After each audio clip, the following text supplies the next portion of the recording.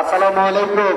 প্রিয় শরীফপুরবাসী, আপনাদের এই গর্বিত সন্তান আমাদের এই লাকসাম মনোরগঞ্জের আমাদের অভিভাবক আমাদের থেকে বিদায় নিয়ে চলে গিয়েছে।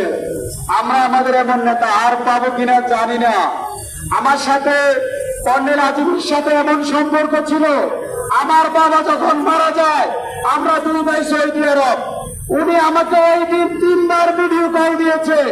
আমার ভাইকে বলছে তোমার বাবা মারা গিয়েছে, যদি তোমাদের কোনো অসুবিধা হয় ভাই তোমাদের অভিভাবক হিসাবে আছি। ঠিক আছে ভাইকে যখন ফোন করতাম সবার আগে আমার মায়ের কথা জিজ্ঞাসা করতে, আমার বাচ্চাদের কথা জিজ্ঞাসা করতে। এমন অভিভাবক আর পাবো না। আপনারা সবাই আমার নেতা কর্নেল আজিমকে ক্ষমা করে দিবেন। আল্লাহ যেন কর্নেল আজিমকে জান্নাতের সর্বোচ্চ মাকাম দান করে, সেই দোয়া করে আমি আমার বক্তব্য শেষ করছি। আসসালামু আলাইকুম।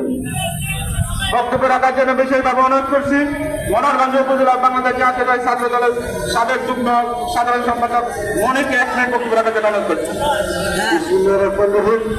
বাংলাদেশ জিন্দাবাদ।